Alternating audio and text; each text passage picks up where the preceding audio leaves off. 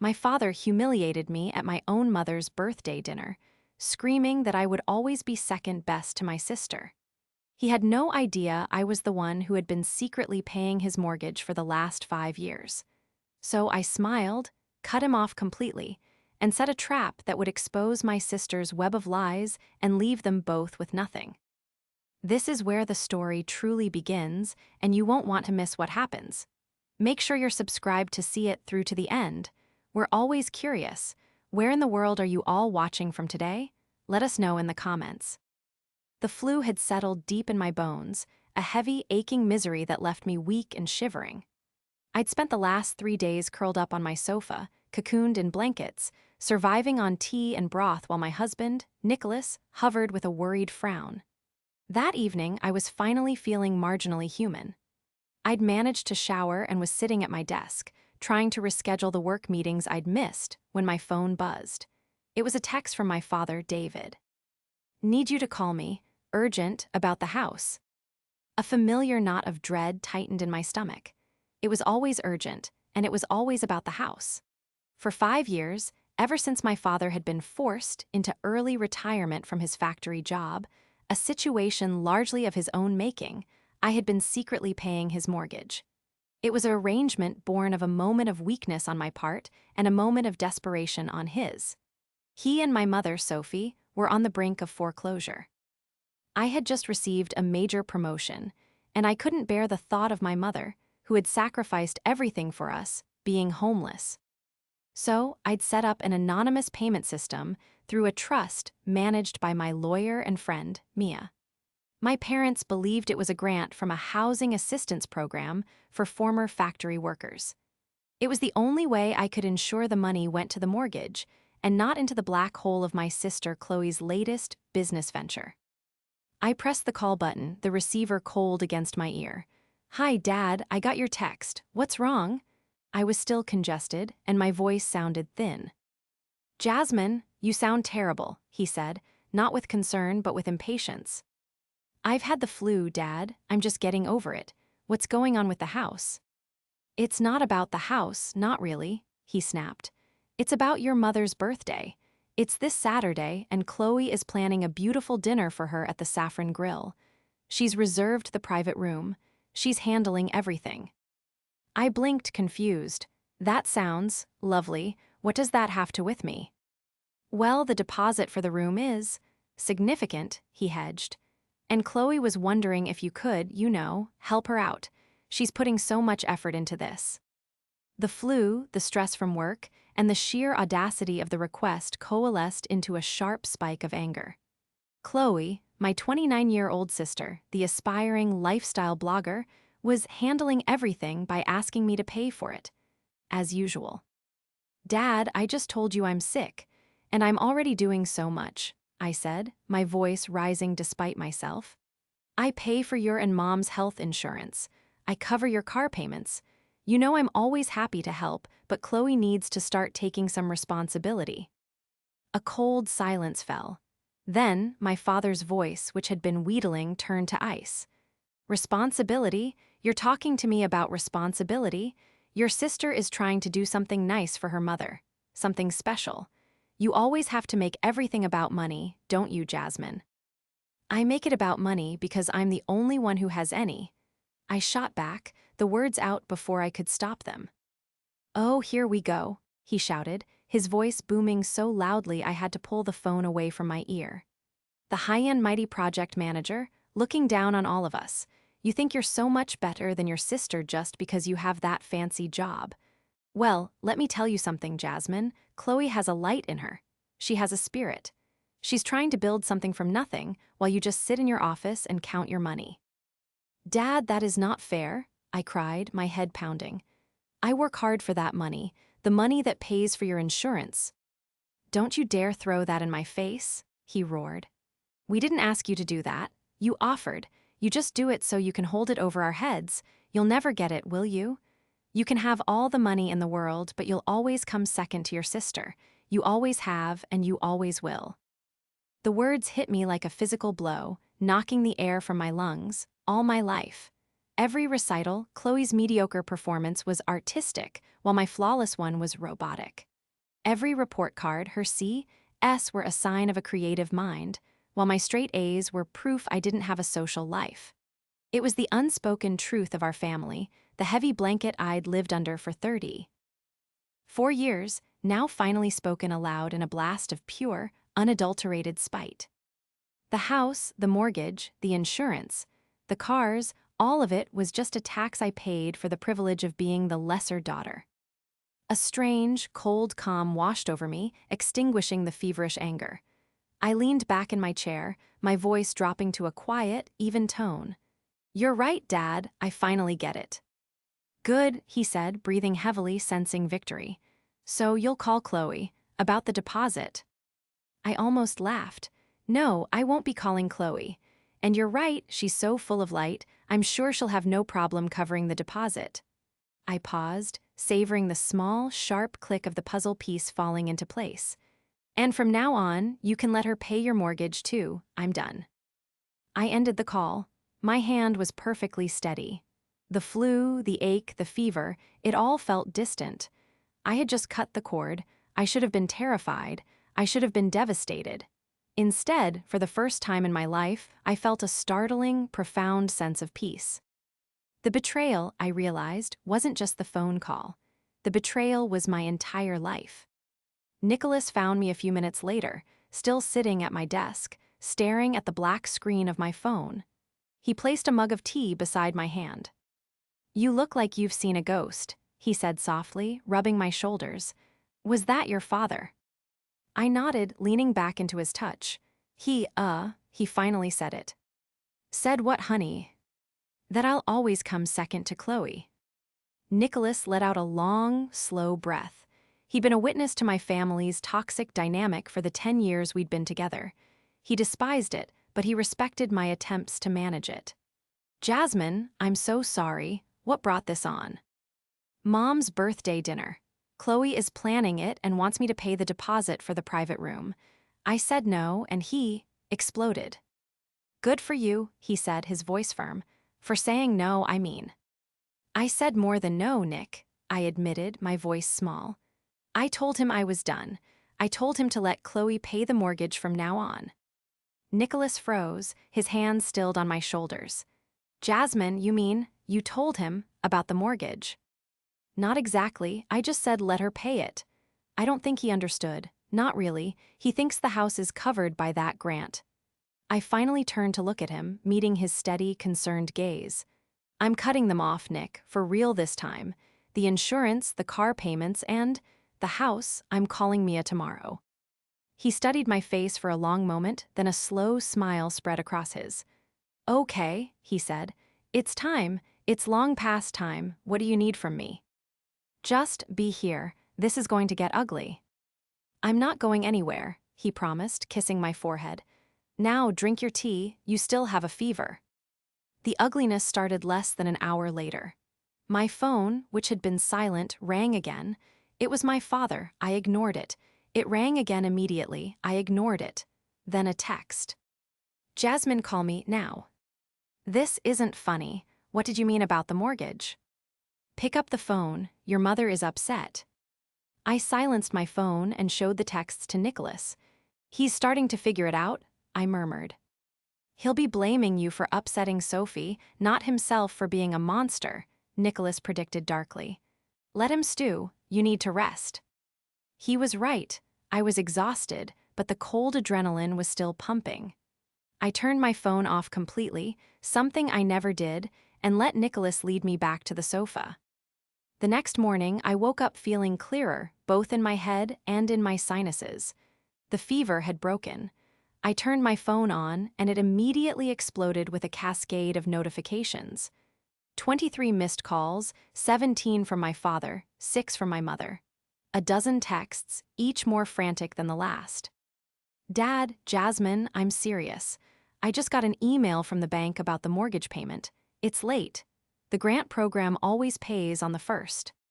"Mom, Jasmine, honey, please call. Your father is in a state. He said you had a fight. Please just talk to him." "Dad, you did this. This is your fault. You canceled the grant. You're trying to make us homeless." "Mom, please, Jasmine, what is going on? What did you mean about Chloe paying the mortgage? She can't even pay her own rent." That last text from my mother, a flash of accidental, desperate honesty, was the one that stuck. She can't even pay her own rent. My sister, the successful blogger, who was planning a lavish dinner at the Saffron Grill. I saved a screenshot of the text. "Morning," I said to Nicholas, who was already in the kitchen making coffee. "The grant payment is officially late, and it seems my mother knows Chloe is a fraud." "And yet, she still lets your father worship the ground Chloe walks on," he said, handing me a mug. "It's enabling, plain, and simple." "I know." I took a sip of coffee, the hot liquid grounding me. "I'm calling Mia. It's time to pull the plug. But I think I need to do more than just pull the plug. They're going to paint me as the villain, the rich, spiteful daughter who made her parents homeless out of jealousy." "They will," Nicholas agreed. "So what are you thinking?" A thought, cold and precise, began to form in my mind. They've been lying to everyone for years. Chloe with her fake success. My father with his pride, pretending he didn't need my help. They've built this entire facade. I looked at Nicholas, a new, hard resolve in my eyes. They've forgotten one crucial thing. "What's that?" "I'm a project manager. My entire job is managing risks, tracking details, and documenting everything. And for 5 years, I've been documenting this." My devotion to my parents, specifically to my mother, had been the defining feature of my adult life. Sophie was a kind, gentle woman, but one who had been worn down to a nub by my father's bluster and disappointment. She was the peacemaker, the one who would slip me $20 when I was in college after my father had refused, whispering, "Don't tell him." She was the one who genuinely celebrated my successes, even if she did so in private, so as not to upset Chloe. Everything I did was to protect her. The health insurance was for her. The car payments were so she could have a reliable vehicle to visit her sister. The mortgage was so she would never have to suffer the humiliation of losing her home, a home she had painstakingly built over 40 years.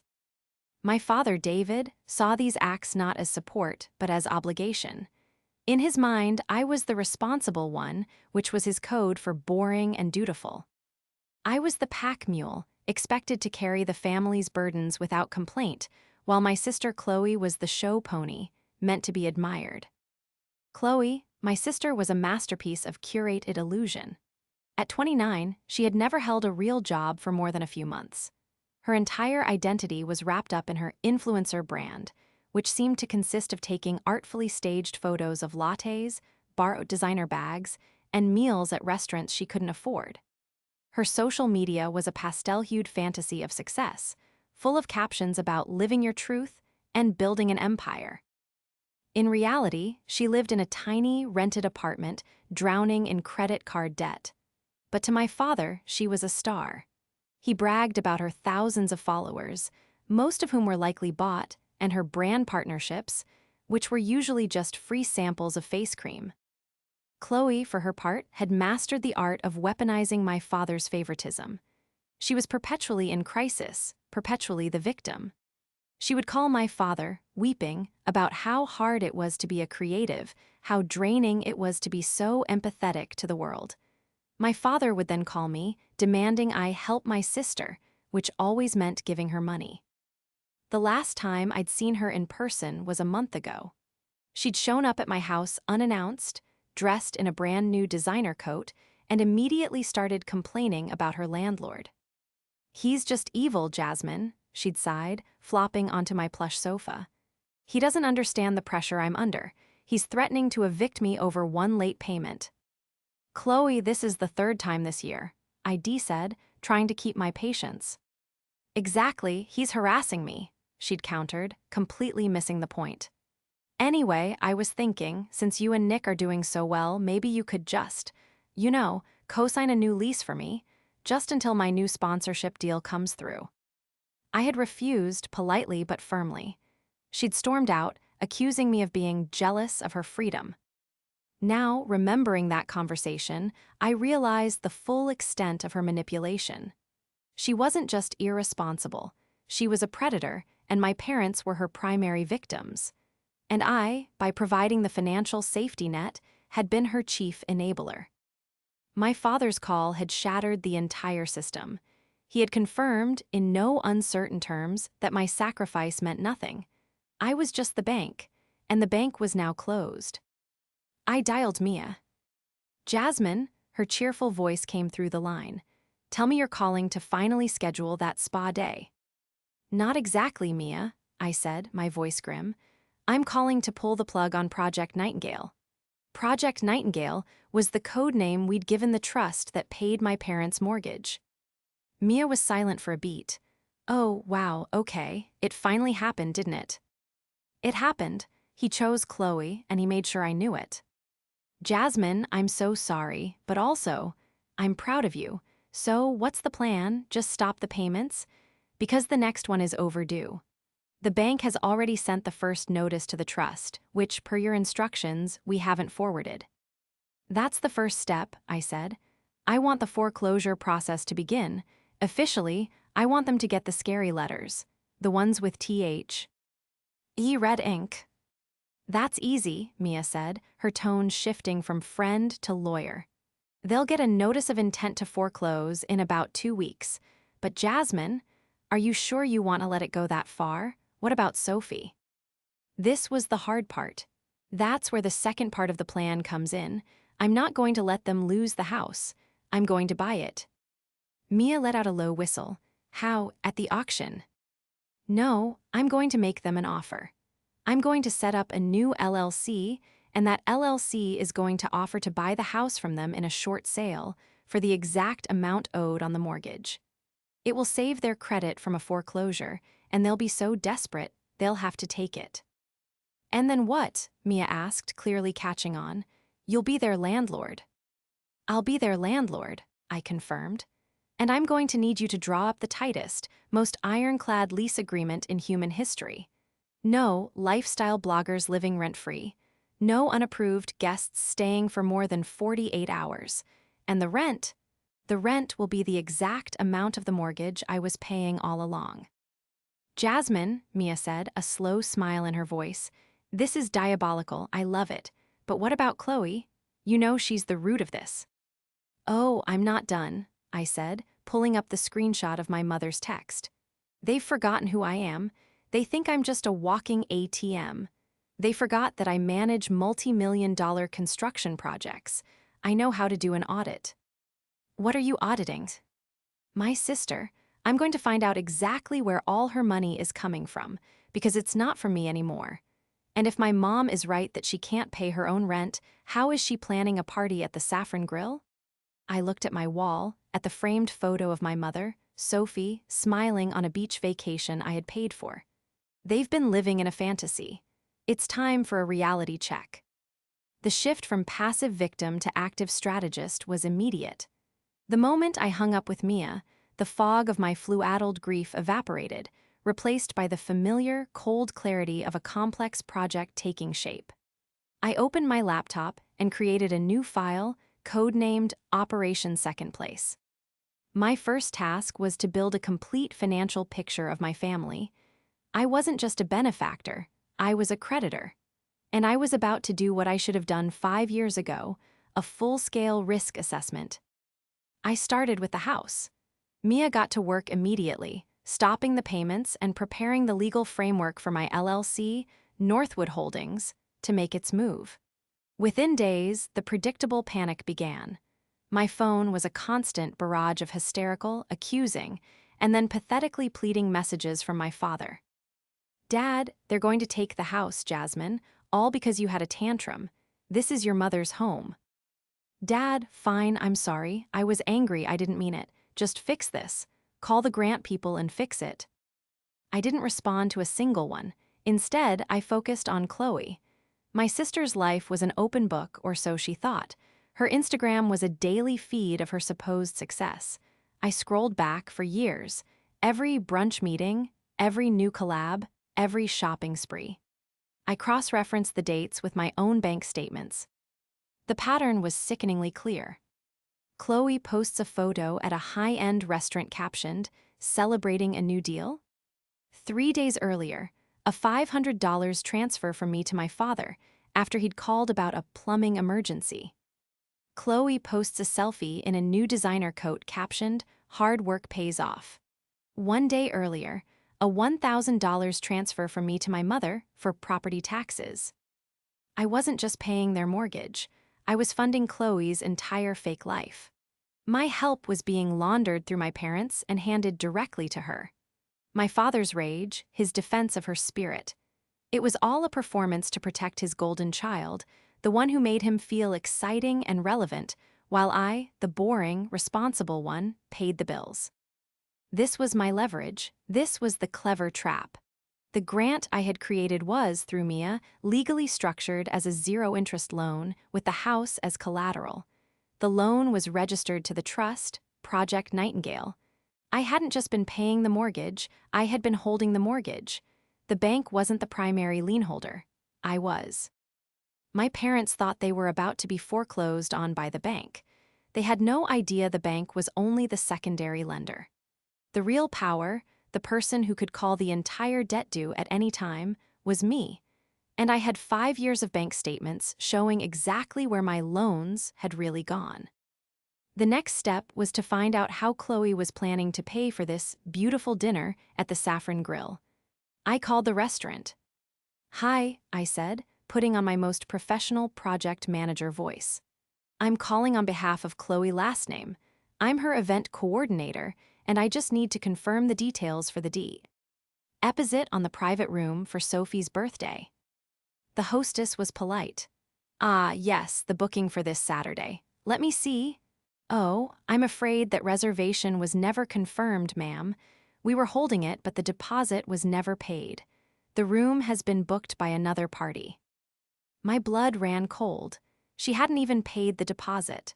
She had tried to bully me into paying for it, and when I'd said no, she'd just let the reservation go. She was going to wait until the last minute, then call my mother in tears, blaming the restaurant or some other fake crisis, and my mother, in turn, would have her birthday ruined. This was the final piece of the puzzle. Chloe wasn't just manipulative. She was actively cruel, willing to sabotage our mother's happiness to maintain her victim status. I called Mia back. "Change of plans. The LLC isn't just buying the house. I want you to start the proceedings to call the entire loan due. Immediately. We're not doing a short sale. We are foreclosing. They have 30 days to pay back the full 5 years of payments, or I take possession of the house." "Jasmine, that's aggressive," Mia said carefully. "It's not aggressive, Mia. It's a hostile takeover," I replied, my voice steady. "They think I'm the second-place daughter. They've forgotten that in business, second place is just the first loser. I'm not losing, not this time." I had the leverage, I had the documentation, and now I had the motive. The trap was set. The official legal notice from Project Nightingale Trust, delivered via certified mail and requiring a signature, landed on my parents' doorstep 2 days later. The 30-day countdown had begun. The explosion was nuclear. This time, it wasn't just my father. My mother, Sophie, called me, sobbing so hard she could barely speak. "Jasmine, a letter. It says we have to pay back all the grant money, $120,000. It says they're foreclosing. Jasmine, it's a mistake. You have to help us. You're the only one who can fix this." My heart ached for her, for the genuine terror in her voice. But it was an ache tempered by the cold knowledge that her terror was a product of her own willful blindness. "I can't fix this, Mom," I said, my voice gentle but firm. "I'm not part of that grant program." I told Dad I was done. But you know people," she pleaded. "You're so good with this stuff, your father. He's a mess, Jasmine. He's just sitting in the living room, staring at the wall. Please." "Where is Chloe?" I asked, the question sharp as glass. "Where is the daughter with the spirit, the one who's building an empire? Surely she can help." My mother was silent. The silence was more damning than any confession. She's busy, honey, with her work." "With her work? Mom," I called the Saffron Grill. "There is no party. She never paid the deposit. She was going to let you think you were having a beautiful dinner right up until the moment you arrived and were turned away. That's who you're protecting. A strangled gasp came from her end of the line. No, she wouldn't. She said the restaurant made a mistake. Did she ask you to call me and beg for the money? Did she tell you it was my fault the party was canceled because the second-place daughter wouldn't pay? My mother started crying again, a weak, defeated sound. I don't know what to do. We're going to be homeless. David is going to. I can't. There is one option, I said, activating the next phase of my plan. I have a friend, a lawyer, who runs an investment firm, Northwood Holdings. They might be willing to buy the house. In a short sale, it would wipe out the debt and you'd be able to walk away. It's the only way to avoid having a foreclosure on your credit. Sell, she whispered, horrified, sell our home. It's either sell it or have it taken from you, I said flatly. I'll have my friend Mia send over the paperwork. You and Dad should look it over. I hung up and immediately called Nicholas. Phase 2 is engaged. They're broken, they're terrified. They're going to fight it, but they'll sign. And Chloe, he asked. She's next. The family meeting happened that weekend. It was not a request, it was a summons. My father, mother, and Chloe arrived at my house. It was the first time they had set foot in it in over 6 months. My father looked gray and shrunken. My mother's eyes were red and puffy. Chloe, however, was a vision of indignant rage. She swept in, still wearing her designer coat, her face a mask of contempt. I cannot believe you, Jasmine, she spat, before she was even fully in the room. Letting this happen, making Mom and Dad sick with worry, all because you're jealous. Hello, Chloe, I said calmly. Nicholas was standing beside me, his presence a solid wall. Please, sit down, we have a lot to discuss. I'm not sitting, she shrieked. You need to fix this, you need to call your G. Rant people and tell them to stop. You're trying to ruin us. I'm not trying to ruin you, Chloe, and there are no grant people to call. What does that mean? My father mumbled, his voice hoarse. I looked him dead in the eye. It means there was never a grant, Dad. There was no housing assistance program. There was just me. I've been paying your mortgage for 5 years. My mother's hand flew to her mouth. My father's face went from gray to stark white. Chloe just stared, her eyes narrowing. You're lying, Chloe said, but her voice faltered. Am I? I turned to my laptop, which was connected to the large TV in our living room. I clicked a button. A spreadsheet appeared on the screen. This, I said, my voice resonating with the cold authority of a boardroom presentation, is an audit of Project Nightingale. On the left, you'll see every mortgage payment I've made since 2020. A total of $121,450.60, and on the right. I clicked again.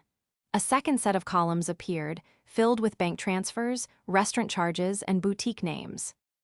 Is where the money I gave you in addition to the mortgage went. This $500 for the plumbing emergency on March 12th. It's funny, because on March 14th, Chloe, you posted this. I clicked, and her Instagram photo of a brunch meeting appeared. The bill at that restaurant for 4 people was $480. I continued, line by line. The property tax money that became her new coat. The car repair fund that paid for her weekend spa trip. I had it all. The dates, the amounts, the Instagram posts. It was a meticulous, undeniable record of their fraud. My mother was openly weeping now. David, you told me. You told me that was from your pension. My father couldn't speak. He was staring at the screen, his mouth open, his illusion shattering in real time. Chloe, however, went on the attack. You spied on me, you're a psycho, you've been stalking me. It's not stalking when you post it publicly for the world to see, Chloe, I said. It's not stalking when you use my father as a go-between to steal my money. Money I gave to keep a roof over our parents' heads. Money you used to build a life that is a complete and total lie. You bitch, she screamed, lunging at me. Nicholas stepped in front of me instantly. Don't you dare, he said, his voice a low growl she had never heard. You will sit down or you will leave." Chloe recoiled, shocked. She looked to our father. "Dad, are you going to let her talk to me like this?" My father finally looked up. He looked at me, at the spreadsheet, at Chloe. He saw the designer coat. He saw his weeping wife. And for the first time in his life, the programming broke. "Sit down, Chloe," he whispered, his voice broken. "Just sit down." The fight was over. The spell was broken. And I hadn't even presented my final solution. The silence that filled the room was heavy and suffocating. Chloe sat rigid with fury, my mother was lost in her quiet sobs, and my father just stared at the floor, the color drained from his face. The man who had roared at me over the phone, the patriarch who demanded respect, was gone. In his place was a hollowed-out old man. "So," I said, clicking off the television and returning the room to normal. "We have established the facts. 1, I am the sole lienholder on your house. Project Nightingale is my trust. 2, the loan is in default. 3, a significant portion of the money I have provided for emergencies has been diverted to fund Chloe's lifestyle." I walked over to the coffee table and placed a single, neatly bound document in front of my father. What is this?" he asked, his hand trembling as he reached for it. "That is an offer from Northwood Holdings, the LLC I mentioned to Mom. They are prepared to buy the house, effective immediately, for the exact amount owed on the loan, $121,450.60. It's a short sale. You will sign the house over to them, the debt will be considered paid in full, and the foreclosure action will be dropped. Your credit will be saved." My father fumbled with the pages, his eyes scanning the legalese he couldn't possibly understand. "But we'll have to move, we'll be homeless." "No," I said, "you won't. Part of the agreement is a 1-year lease, which Northwood Holdings will offer you." A tiny flicker of hope sparked in my mother's eyes. "A lease." I placed a second document on the table. "This is the lease agreement. You will be allowed to stay in the house as tenants." My father's relief was palpable. He slumped, grabbing for the lease. "Thank you, Jasmine, God, thank you. I don't know." "You should read the terms before you thank me," I interrupted. "Nicholas, would you mind?" Nicholas, who had been silent, stepped forward and picked up the lease. He read from it in a clear, neutral voice. "Section 4A, Rent.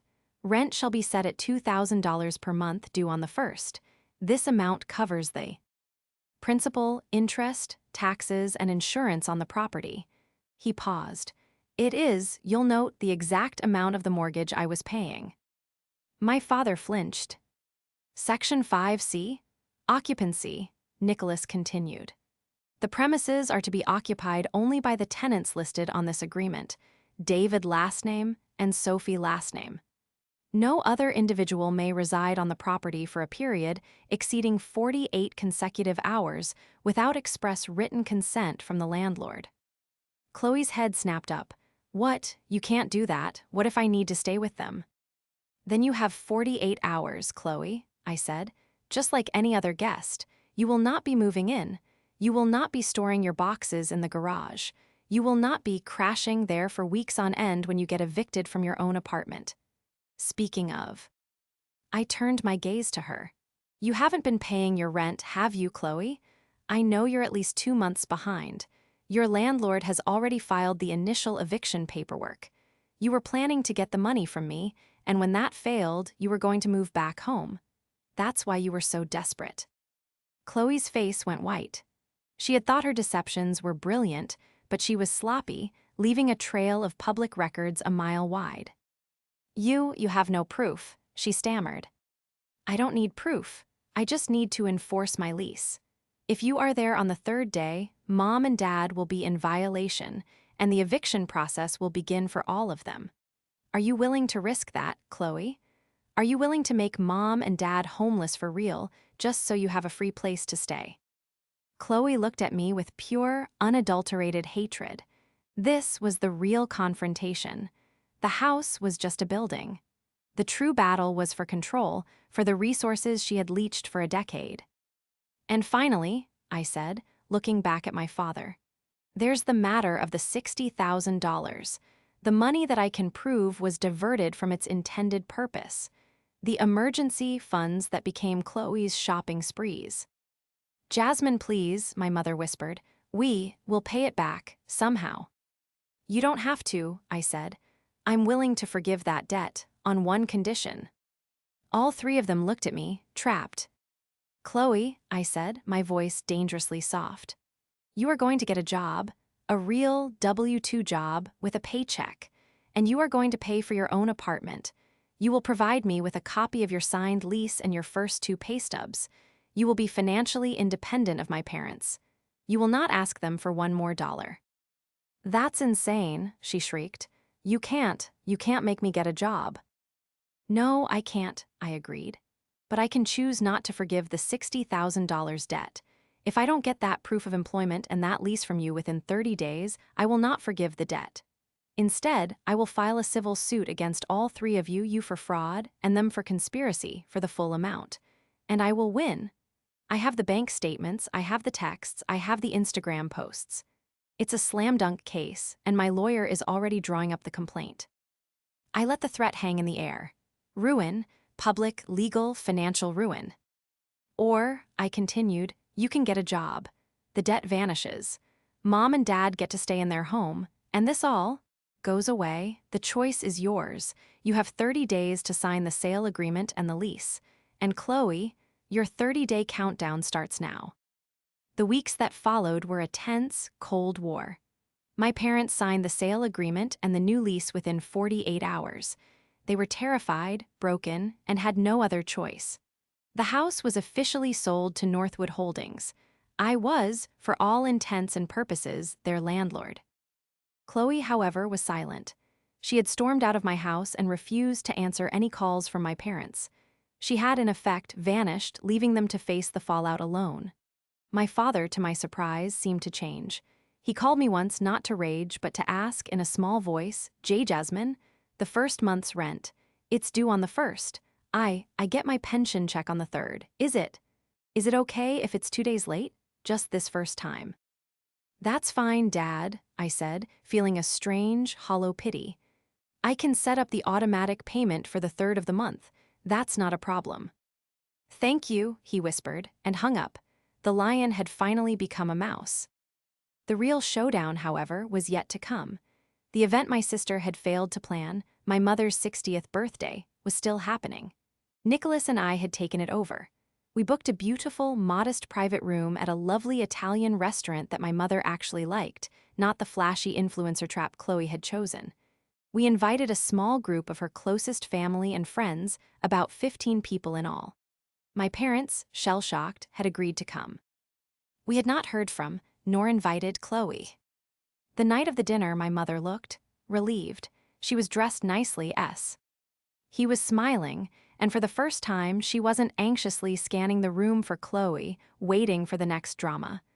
My father was quiet but polite, speaking with his sister and shaking hands with Nicholas's parents. It was peaceful. Until she arrived. Halfway through the main course, the door to the private room swung open. There stood Chloe. She was not dressed for a nice dinner. She was in ripped jeans and a tight top, her hair a mess, her eyes wild. She looked like she hadn't slept in days. The room fell silent. My mother gasped, "Chloe." "You're having a party," Chloe said, her voice trembling with a toxic mix of self-pity and rage. "You're having a party, without me." "Chloe, honey, please," my mother started, rising from her chair. We didn't know where you were." "You knew," she shrieked, pointing a finger at me. "She did this. She banned you from talking to me. She's trying to replace me." I slowly placed my napkin on the table and stood up. "No one is replacing you, Chloe. We just didn't think you'd want to come to a second-place party." The other guests, my aunts, uncles, my mother's friends, looked on, horrified and confused. "You think you're so clever," Chloe snarled, taking a few steps into the room. "You think you've won. You took my parents' house. You're evil, Jasmine. You're a monster." "I am their landlord," I said, my voice cutting through the room, clear and cold. "I am the one paying the bank, just as I was the one paying the bank for the last 5 years. The only thing that has changed is that the arrangement is now official. You forced me out, she cried, tears of rage starting to stream down her face. You ruined my life. I lost my apartment. I'm living in my car, all because of you. A collective gasp went through the room. This was her trump card, her final, desperate bid for sympathy. She was the victim, homeless and alone, destroyed by her cruel, wealthy sister. My father started to rise, his old instincts kicking in. Chloe, in your car. I put a hand up, motioning for him to stop. I just looked at her. I didn't feel anger. I didn't feel pity. I felt nothing. Yes, Chloe, you're in your car, I said. And do you know why you're in your car? Is it because I stopped giving you my money? Or is it because, in the last 30 days, you have not applied for a single job? She stared at me, dumbfounded. You see, I continued, speaking to the whole room, I gave Chloe a choice. I would have forgiven all the money she stole from me, over $60,000, if she did just one thing. Get a job, any job, to prove she could finally stand on her own 2 feet and stop bleeding our parents dry. But she didn't, did you, Chloe? I walked over to my purse and pulled out a stack of envelopes. She didn't because she was too busy. She was busy applying for 3 new high-limit credit cards.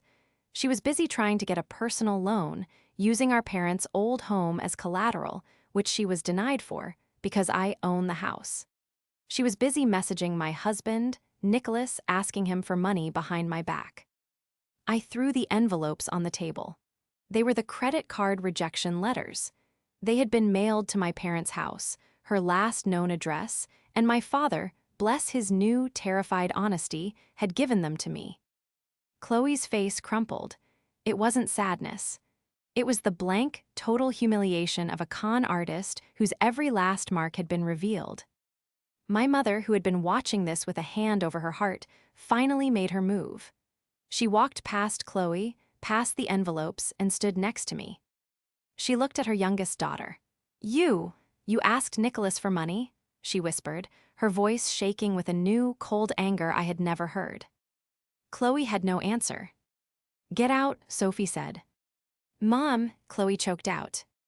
"Get out," my mother repeated, her voice rising to a powerful command. "You will not ruin this. You will not ruin anything else. Get out. We are done." Chloe stood there for a moment, utterly defeated. The audience she had expected to rally to her side, her family, her mother, was staring at her with disgust. She looked at me one last time, her eyes promising murder. Then she turned and she ran. The door slammed shut. The silence returned, but this time it was a silence of relief. My mother turned to me, her eyes full of tears, but she was smiling. "Jasmine," she said, taking my hand, "thank you for everything."